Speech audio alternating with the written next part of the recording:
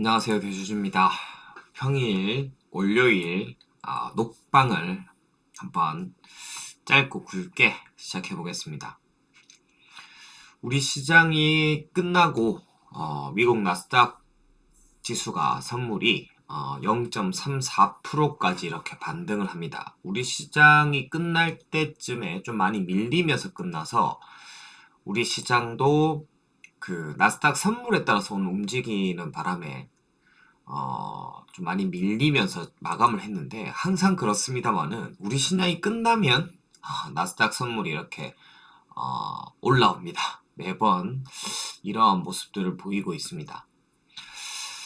오늘은 시초가부터 국내 시장이 좀 강할 거라고 기대했는데 금요일장 미국 시장의 어떤 상승 대비해서 오늘 시장 특히 코스피 특히 삼성전자를 중심으로 지수를 강하게 누르려고 하는 힘이 아침부터 좀 작용했고 그렇게 약보합으로 버티다가 장 막판에 나스닥 선물이 밀리면서 좀 많이 밀렸습니다.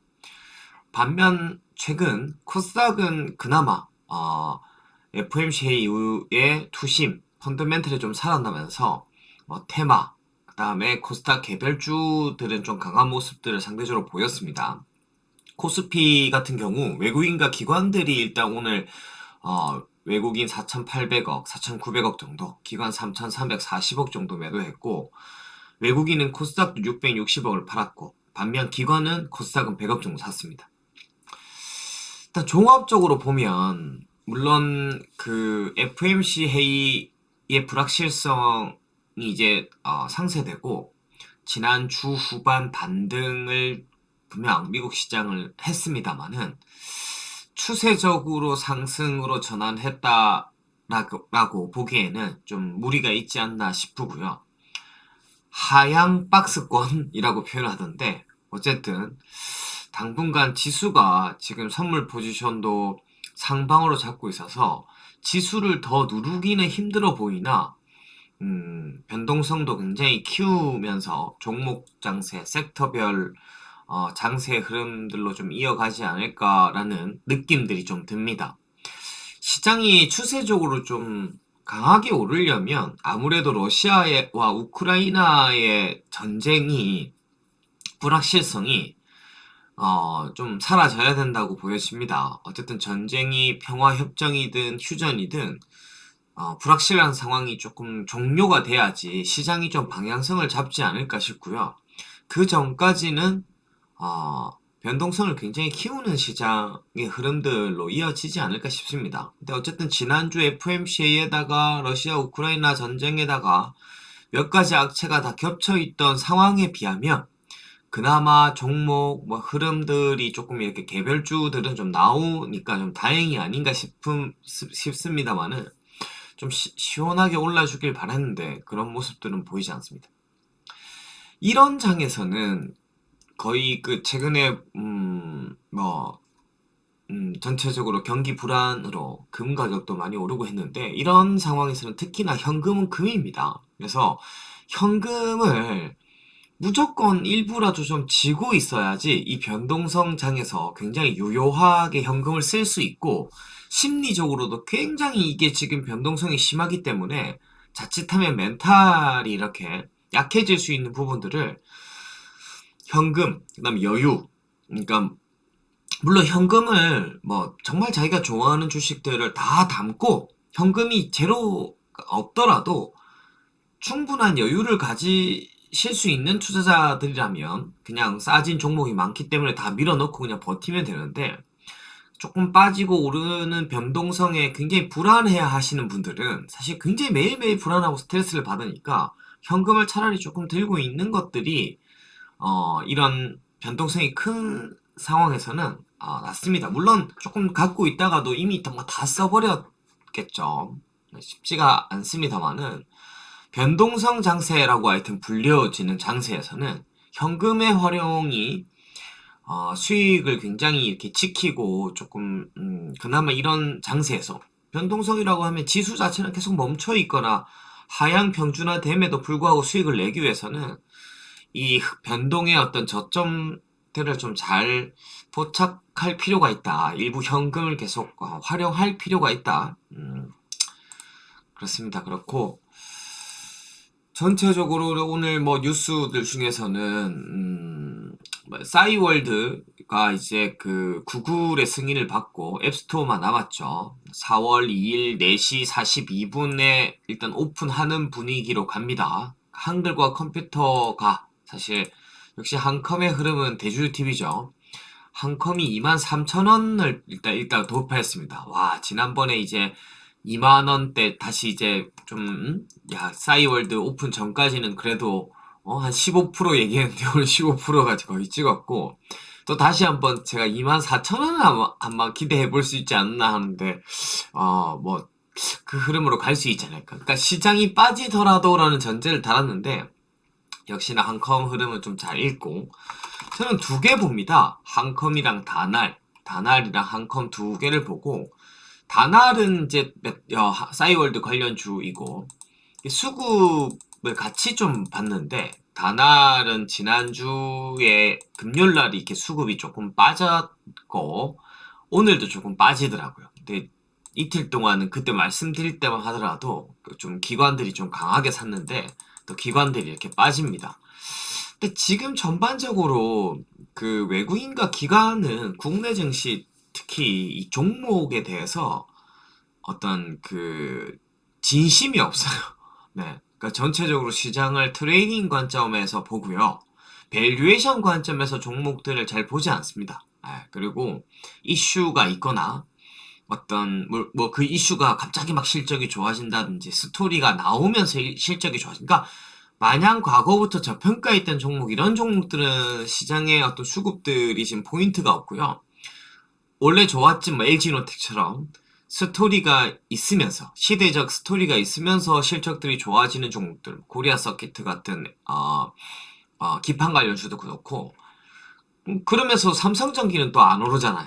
하여튼 스토리가 좀 강한 종목들 위주로만 기관들의 매수들이 좀 들어오고 근데 그 매수조차도 그렇게 충성심이 강하지 않는 매수라고 보셔야 될 것 같습니다. 한컴이 아로하나 토큰 한컴의 이 아로하나는 이제는 공공연하게 한컴의 아로하나 토큰이라고 합니다. 그죠? 공공연하게 이게 참 재밌죠. 기조가 바뀌는 거. 옛날에는 한컴 아니다 아니라면서 이러더니 미국의 가상자산 거래소 비트렉스에 상장한다. 결국 이거 진짜 이거 엄청난 기다리는 건데 이게 결국은 그러니까 아로하나 토큰이 국내가 아니라 해외에 상장할 거라고 제가 말씀드렸죠. 물론 바이넥스 같은 데 상장했으면 좋은데 한컴은 미국을 노립니다. 왜냐하면 앞으로 계속 그 한컴 홀딩스 그룹이나 한컴 인스페이스 같은 것들 미국 나스닥 상장을 목표로 하니까 결국 그쪽에 연동시킬 생각인데 미국의 가상자산 거래소 비트렉스에 상장시켰죠. 저도 뭐 아로하나 토큰 지금 물려 있어요. 지난번에 저는 한 6,000원대 뭐 이렇게 샀다 팔았다 단타 치다가 지금 6,000원 평균 단가에 물려 있는데 지금 1,500원인가 마이너스 70% 던져두고 있습니다. 아무튼 뭐 아로하나 토큰의 이슈로 그 한컴 위드까지도 내일 좀 강한 흐름들이 좀 나올까? 요즘 가상화폐 쪽이 워낙 뭐 모멘텀이 없어서 어떨런지는 잘 모르겠습니다. 한컴이랑 한컴 위드, 특히 한컴 MDS도 오히려 한컴 MDS가 좀 가벼워요. 팔리려고 하는 회사라서 그런지 오늘도 뭐 한 4%, 4.6%좀 좀 가볍게 올라오더라고요. 새 종목들이 지금 핫하고 다날까지도 한번 보고 있습니다. 전 세계 덮친 식량 위기 공포. 모바일 그게 좀 들어왔구나.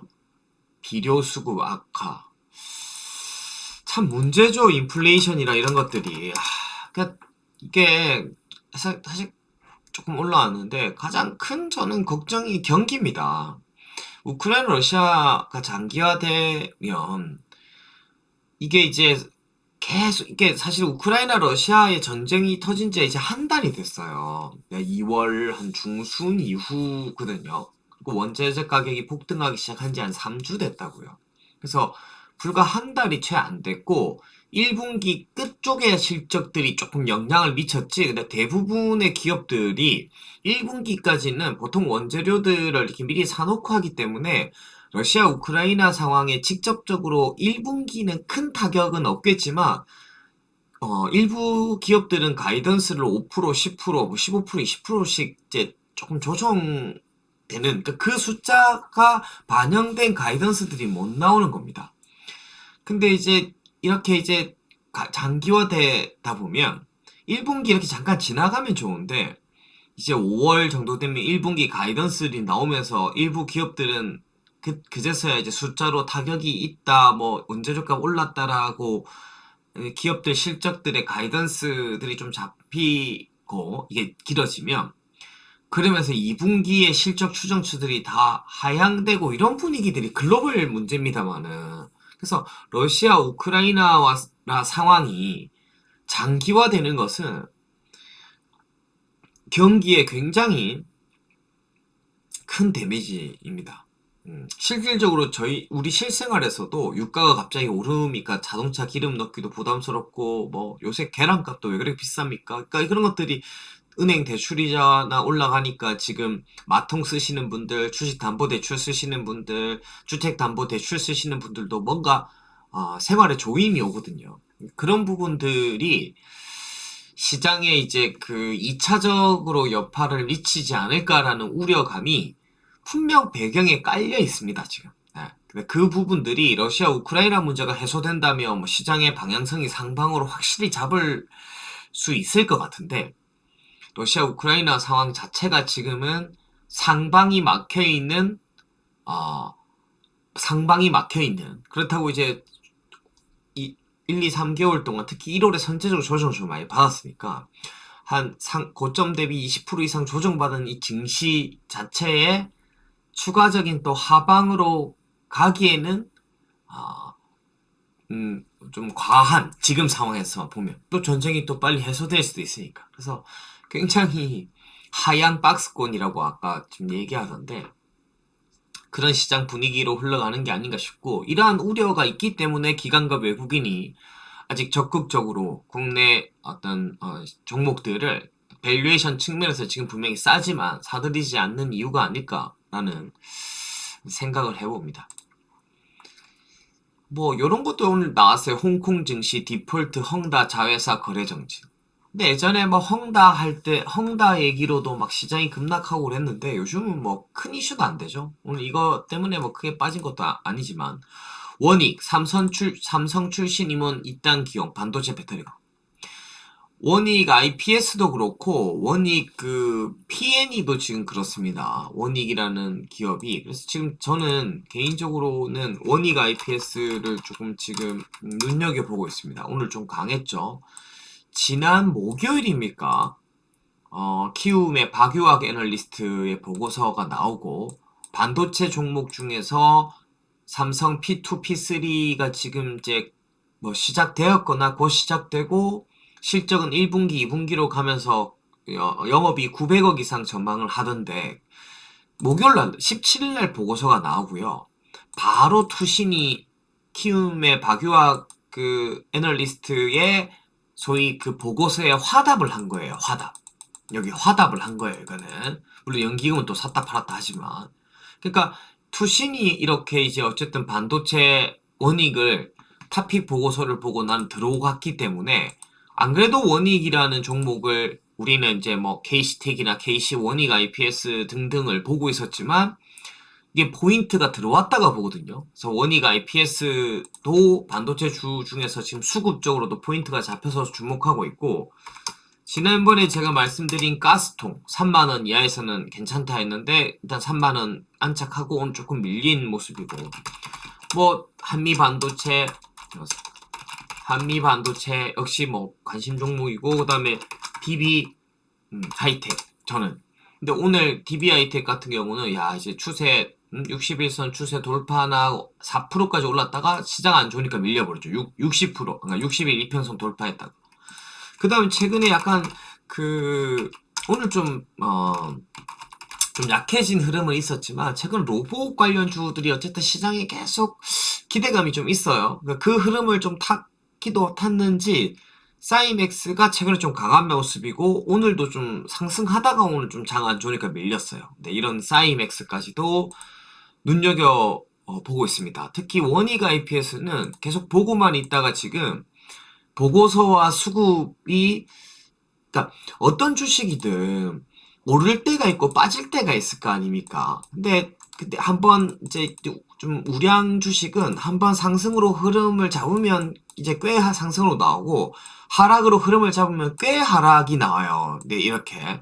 근데 이제 분명 바닥에 있는 조금 중형 대형주들이 추세를 전환하기 위한 조건이 뭘까 본다면 결국 너무 싸졌다라는 측면에서 뭐 어떤 전방에 뭐 삼성이 P3 한다 해서 나올 수도 있고 아니면 개별 주식으로 지금 발버둥 치고 있는 건데 애널리스트 전망치가 일단 가이던스를 상회하는 최근 LG노텍도 그렇지만 1분기, 2분기 흐름들이 좋다고 나왔고 여기 바닥에서 탑으로 찍고 거기에 호응하듯이 투신 조금 공격적인 수급의 주체인 투신이 들어오기 때문에 이런 것들은 이제 예를 들면 보고 있다가도 조금 발을 담가오거나 아니면 보유하고 있는 분들은 물을 탈 타이밍이 아닌가 생각. 근데 이럴 때 발을 담그거나 물을 타지 않으면 때가 언제인지가 애매한 겁니다. 정률 쪽으로 하든지. 어쨌든 제가 봤을 때는 원익 IPS가 그런 흐름들이 조금 뭐 시장은 아직도 녹록지 않습니다만은 오지 않았나라는 생각이 들고요. 자율주행 시대 선점하려면 웨이브, CV2X 어떤 거냐? 뭐 둘 다 가능한 캠트로닉스죠. 그 캠트로닉스다 한번 해주면 좋을 텐데 자율주행이 아직 큰 인사이트로 오지 않는데 적어도 2만 한 5, 6천 원대 여기 이평선이 다 갖다 물려있는 여기는 2만 5천 원은 2만 5천 원 이하는 캠트로닉스한테는 약간 맥점이라고 볼 수 있을 것 같아요. 그 다음에 저기 그 유닛 테스트도 마찬가지고요. 그러니까 저 지난번에 말씀드렸듯이 다 비슷하냐? 2만 6천 원 이하, 그러니까 2만 5천 원 이하는 끝까지 안 왔지만 차트가 왜 이렇게 비슷합니까?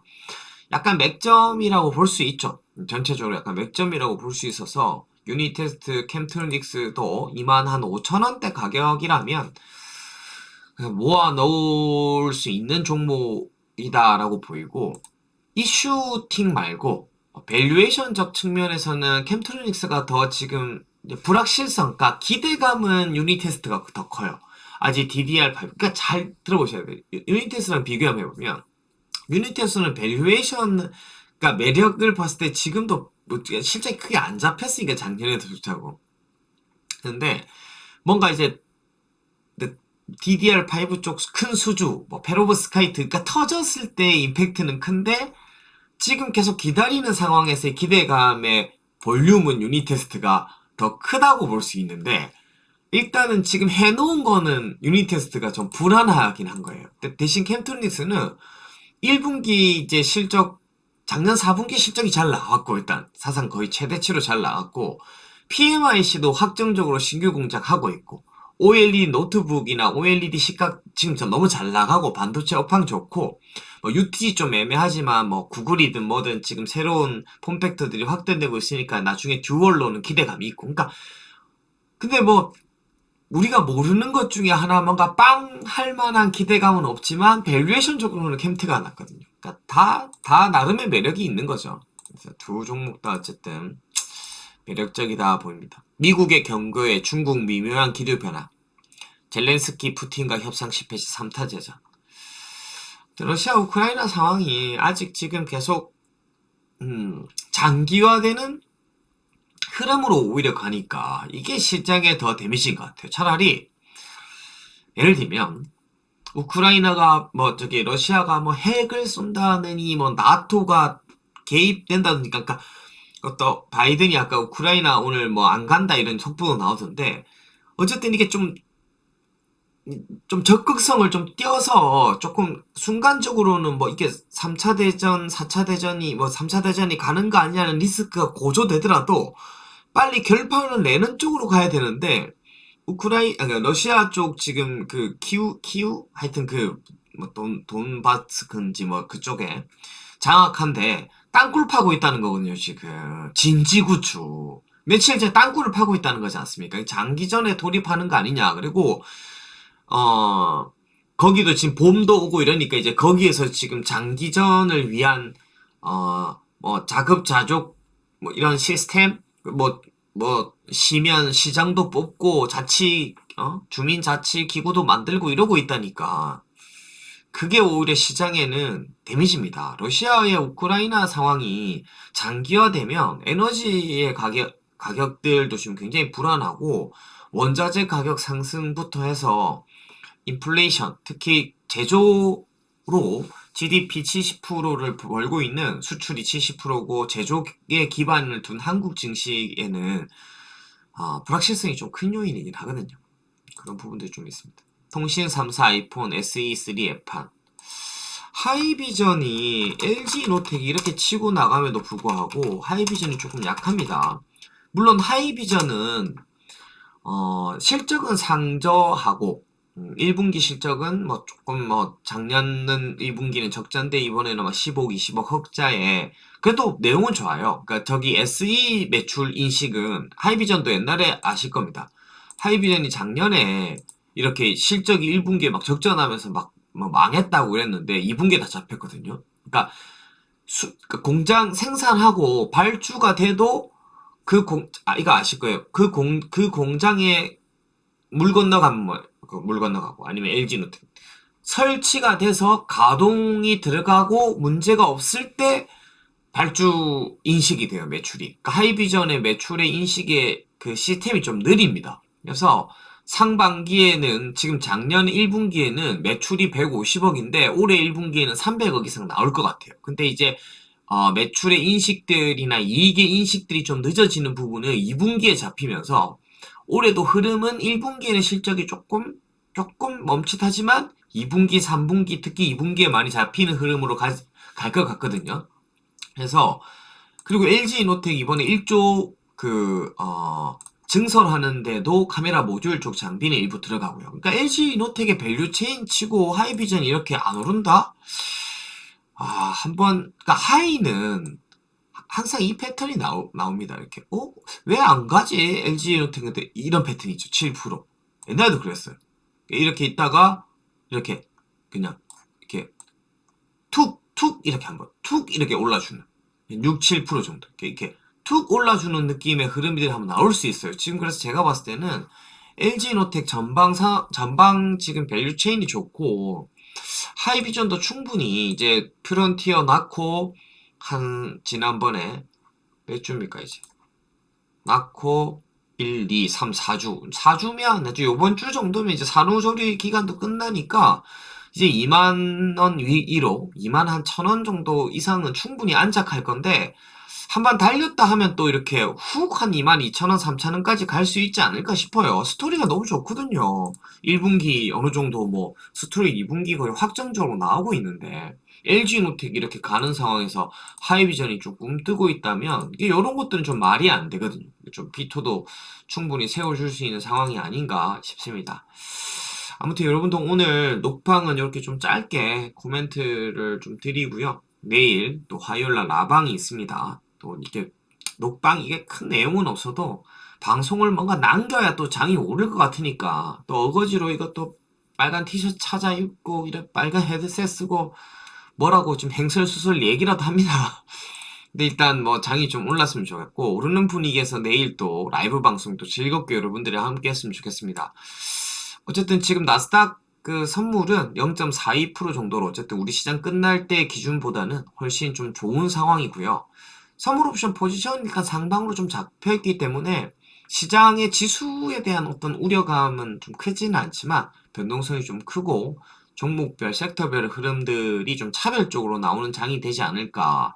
요럴 때 조금 현금도 만들 기회가 있으면 만들고 요럴 때 조금 포트 이동이나 압축들을 하기에는 좋아요. 그러니까 무작정 지수가 빠질 때는 하면 안 되는데 종목별, 섹터별 장세, 하향 박스권의 흐름들이 간다 했을 때는 조금 한번 포트의 이동, 그 다음에 일부씩이라도 너무 한꺼번에 후후 가지 말고 포트의 압축들도 당장 하라는 게 아니라 조금 한번 계획을 좀 세워서 한번 조금씩 일부를 실행해 보는 타이밍이 요런 정도의 타이밍일 수 있지 않겠는가 싶습니다. 좀 구체적인 것도 내일 더 피토를 통해서 얘기 나누시고요. 이상 3월 21일 월요일 평일 녹박 대주였습니다. 감사합니다.